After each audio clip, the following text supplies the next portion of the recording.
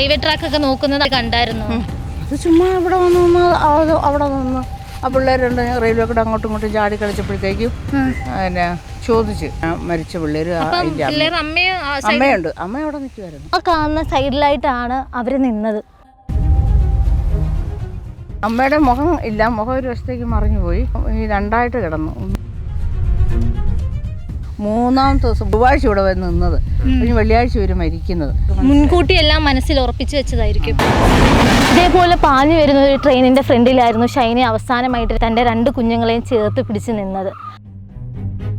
ട്രാക്കിൽ കിടന്ന പിള്ളേരുടെ മുഖമൊന്നും കാണത്തില്ല, ഇങ്ങനെ എല്ലുപൊടി പോലെ തെറിച്ച് കിടക്കുമായിരുന്നു.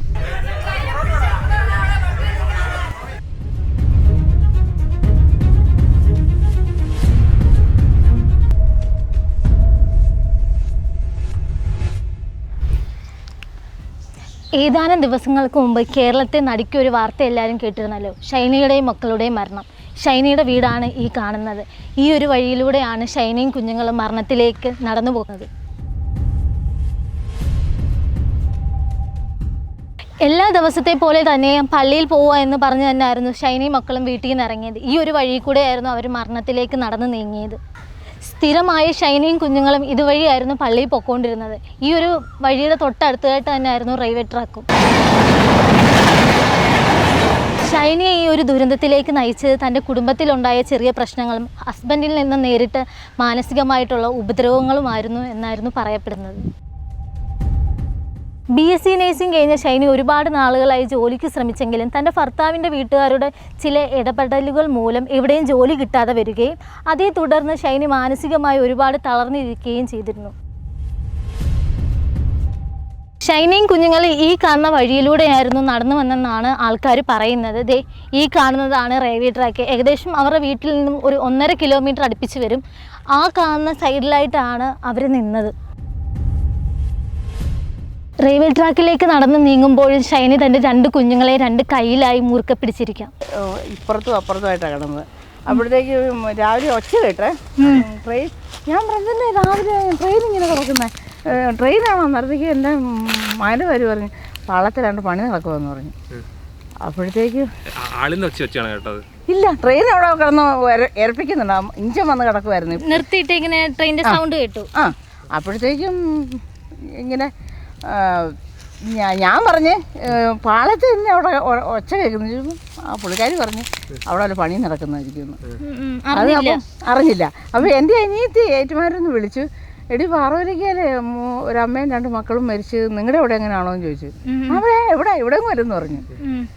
അപ്പോൾ അത് കഴിഞ്ഞ് പിന്നെ അന്നേരത്തേക്ക് അവിടെ നിന്നൊക്കെ ആൾക്കാരൊക്കെ അതിലേ കയറാൻ അതിലൊന്നും കയറിയിട്ട് കാണുന്നില്ല. അന്നേരത്തേക്ക് എൻ്റെ മകൻ ഇതിലെ 100 ഓടി പോകുന്നുണ്ട്. ഞാൻ പറഞ്ഞ് അന്നേരത്തേക്ക് പറഞ്ഞു ഇങ്ങനെ മരിച്ചിട്ടുണ്ടെന്ന് പറഞ്ഞു. ഞങ്ങളുടെ താഴെയാണെന്ന് എങ്ങനെയായിരുന്നു ബോഡി ട്രാക്കിൽ കിടന്നതെന്ന്. ട്രാക്കിൽ കിടന്ന പിള്ളേരുടെ മുഖമൊന്നും കാണത്തില്ല, ഇങ്ങനെ എല്ലുപൊടി പോലെ തെറിച്ച് കിടക്കുമായിരുന്നു. മുഖമൊന്നും കാണാനില്ലായിരുന്നു. അമ്മയുടെ മുഖം ഇല്ല, മുഖം ഒരു വശത്തേക്ക് മറിഞ്ഞു പോയി, പിന്നെ ഈ രണ്ടായിട്ട് കിടന്നു. ഒരു അങ്ങനെ കിടന്നു. ഈ ലോക്കോ പൈലറ്റിനെ കണ്ടായിരുന്നോ? അപ്പം ഈ ട്രെയിൻ ഓടിച്ചിരുന്ന ആളെ അത് വെളുപ്പിനെയല്ലായിരുന്നു. ഇവിടെയൊക്കെ ഇഷ്ടം പോലെ ഉണ്ട്. ഈ പാളയം വന്നേ പിന്നെ ഇത് രണ്ടാമത്തേ ഉള്ളൂ. അല്ലെങ്കിൽ ഇത് ഇങ്ങനെ അല്ലായിരുന്നു, അതായിരുന്നു പാളയം. അപ്പം ഇവിടം വരെ സ്ഥലമായിരുന്നു. അപ്പോൾ ഇതൊരു ഗുഹയാണ്, ഗുഹ പോലെ. അപ്പോൾ നമുക്ക് ഇങ്ങോട്ട് നോക്കാൻ പോലും പേടിയാകും. പക്ഷെ എന്നിട്ട് മുഴുവൻ ഇവിടെ ഉള്ളവരാണ് മരിക്കുന്നത്. ഈ ഭാഗത്ത് ആൾക്കാർ മൊത്തം വന്ന് മരിക്കുന്നു. ഞാൻ ഒരു വീട്ടിൽ പോകുന്നത്, ഞാൻ വരുമ്പോഴത്തേക്ക് കുറേ പോലീസ് വരുന്നുണ്ട് നടന്ന്. അപ്പോഴത്തേക്കും ഇവിടെ 3-4 വണ്ടി കിടപ്പുണ്ട്.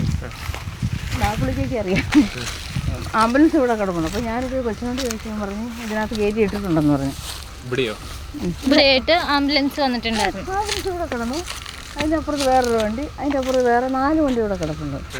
ഇവിടെ അതിവിടെ ആരും അവിടെ മരിച്ചാലും ഇവിടെ മരിച്ചാലും വഴി ഒരൊറ്റ വഴിയുള്ളല്ലേ? അല്ല, അതും അങ്ങോട്ടുണ്ട് വഴി. അപ്പൊ പിന്നെ ഈ മേൽപ്പാലം വന്ന കാരണം അവർക്ക് പെട്ടെന്ന് അതിലേ പോവാം. ഇവർക്ക് ഈ വഴി അങ്ങനെ അറിയത്തില്ലെന്ന് തോന്നുന്നു.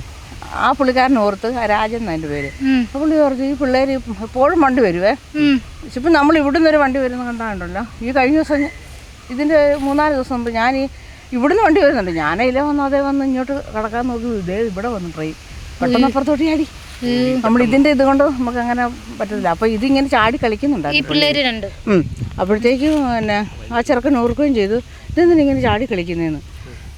ട്രെയിൻ വരുന്നതാണല്ലോ എന്ന് പറയും. ആരാ മരിച്ച പിള്ളേര്? അതിൻ്റെ അമ്മയുണ്ട്. അമ്മ അവിടെ നിൽക്കുമായിരുന്നു. അപ്പോൾ അവരത് ഇത് കാണാനായിട്ട് ഇല്ല.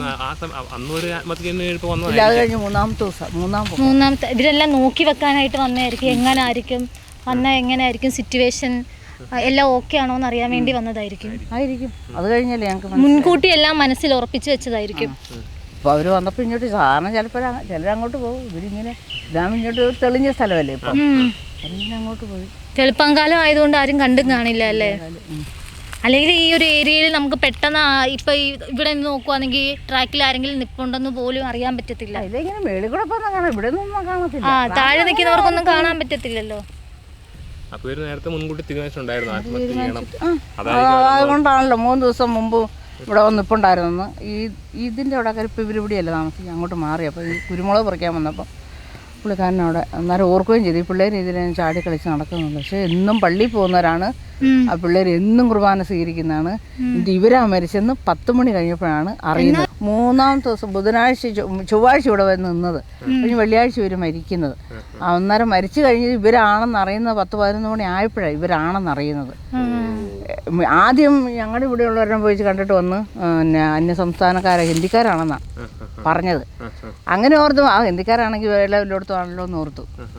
അത് കഴിഞ്ഞിങ്ങനെ ഈ രാവിലെ തന്നെ ന്യൂസ് വന്നപ്പോൾ എനിക്ക് തോന്നുന്നു അവരുടെ അപ്പം വേണേ കണ്ടു കാണാം. ന്യൂസ് കണ്ടിട്ട് പോയി പരാതി കൊടുത്ത അങ്ങനെ അല്ല, അതിന് മുമ്പേ അവരുടെ അപ്പൻ പരാതി കൊടുക്കാൻ പോയായിരുന്നു. പള്ളിയിൽ പോയിട്ട് തിരിച്ചു വരാം. 7:45 പക്ഷെ അവൻ കയറ്റി. ആണോ? 7:45 ഞാൻ ഇവിടുന്ന് അങ്ങോട്ട് പോകുന്നത്. അപ്പോൾ ഞാൻ പോകുന്ന വീട്ടിൽ അവർക്ക് മരുന്നിന് പോകണമായിരുന്നു. അവർ തൊടുപുഴ കണ്ടായിരുന്നു. അവർ ഡൽഹിയിൽ നിന്ന് വന്ന് താമസിക്കുന്നു. ഇവിടെ വന്ന് അവരുടെ നാട് പിടിയാൻ ജോലിയെല്ലാം കഴിഞ്ഞ് വന്നപ്പോൾ അവർക്ക് അവിടെ എങ്ങാണ്ട് മരുന്ന് കിട്ടും. ഇപ്പോൾ രാവിലെ 8 മണിയാകുമ്പോഴെന്ന് പറഞ്ഞപ്പോൾ ഞാൻ 7:45 പള്ളി കഴിഞ്ഞ് വന്ന് ഞാൻ പോയപ്പോഴത്തേക്കും അപ്പോൾ 7:45 അന്നേരം ബോഡി കയറ്റി. അന്നേരം അവിടെ അപ്പുറത്ത് കൊച്ചു നിൽപ്പുണ്ട്, ഒത്തിരി പേരുണ്ട് അവിടെ. ഞാൻ കൊച്ചിനെ കൈകാട്ടി വിളിച്ചു, ഞാൻ എടുത്തോന്ന് ചോദിച്ചു. അപ്പോൾ അവിടെ നിറയെ ആളാണ്. അപ്പോൾ ഞാൻ ഓർത്ത് എടുത്തില്ലായിരിക്കും. എന്നാൽ എൻ്റെ ബോഡി കയറ്റിയിട്ടുണ്ടെന്ന് പറയാൻ. അത് ഞങ്ങളുടെയൊക്കെ മാനോട് അതിന് പോലീസുകാർ പറഞ്ഞു അവിടെ നിൽക്കി, ഇതിൻ്റെ കുറേ കിട്ടാനുണ്ട് അവിടെ ഇവിടെയൊക്കെ. അതൊക്കെ ഇങ്ങനെ ചെതറിപ്പോയാലേ അത് കേട്ടപ്പോൾ അവനും ഓടിപ്പോന്നു. അവനും പോന്ന് കൂട്ടത്തിലുള്ളവരെല്ലാം ഓടിപ്പോന്നു. എന്തോ പറയാനാണ്. പിന്നെ അതിൻ്റെ അപ്പനും അമ്മയും അതിന് സപ്പോർട്ട് ഇല്ലായിരുന്നു. ഇത് വന്ന് നിൽക്കുന്നത് കാരണേ അങ്ങനെ ഒരു ഇതുണ്ടായിരുന്നു. ഇപ്പം നമ്മളിപ്പോൾ ഒരു കെട്ടി വീട്ടിൽ നിന്ന് വന്ന് സ്വന്തം വീട്ടിൽ നിൽക്കുമ്പോൾ അപ്പനും അമ്മയും കൂടെ സൈഡ് ചെയ്താലേ അവർക്ക് ജീവിക്കാൻ പറ്റുള്ളൂ. പിള്ളേർ കഴിക്കുന്നതിനൊക്കെ ഭയങ്കര അയാൾ എപ്പോഴും അതുപോലെ കുത്തിപ്പറിച്ചില്ല. അമ്മയും അപ്പനും പറയുമായിരുന്നാണ് പറയുന്നത്. അപ്പം നമ്മുടെ സ്വന്തം അപ്പനും അമ്മയും കൂടി സൈഡില്ലെങ്കിൽ പിന്നെ ജീവിക്കാം. കണ്ടു നിന്ന പലരും പറഞ്ഞത് ഷൈനി ഇതിനു മുമ്പും ഇവിടെ വന്ന് ഈ ഒരു റെയിൽവേ ട്രാക്ക് നിരീക്ഷിച്ചിരുന്നു എന്നാണ്. ആത്മഹത്യയെ മുൻകൂട്ടി കണ്ടുകൊണ്ട് തന്നെയായിരുന്നു ഷൈനി മുമ്പേയും ഇവിടെ വന്നിരുന്നത്. എൻ്റെ ഈ മുമ്പിൽ കാണുന്ന ട്രാക്കിലായിരുന്നു ഷൈനി അവസാനമായി തൻ്റെ 2 മക്കളെയും നെഞ്ചോട് ചേർത്ത് വെച്ച് ലോകത്തോട് വിട പറഞ്ഞത്. കണ്ടു നിന്ന പലരും പറഞ്ഞത് അത്രയ്ക്കും വികൃതമായിട്ടായിരുന്നു അവർ ഈ ട്രാക്കിൽ കിടന്നതെന്ന്. ഇതേപോലെ പാഞ്ഞു വരുന്ന ഒരു ട്രെയിനിൻ്റെ ഫ്രണ്ടിലായിരുന്നു ഷൈനി അവസാനമായിട്ട് തൻ്റെ 2 കുഞ്ഞുങ്ങളെയും ചേർത്ത് പിടിച്ച് നിന്നത്.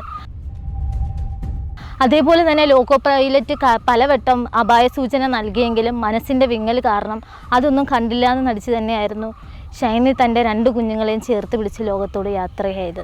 ഒരുപാട് ചോദ്യങ്ങൾക്കും ഉത്തരങ്ങൾക്കും മറുപടി പറയാതെ ഷൈനി തൻ്റെ 2 കുഞ്ഞുങ്ങളെയും ചേർത്ത് ലോകത്തോട് വിട പറഞ്ഞു. ഇനി ഇതേപോലൊരു ദുരന്തം ഒരു കുടുംബത്തിനും വരാതിരിക്കാൻ വേണ്ടി നമുക്ക് പ്രാർത്ഥിക്കാം.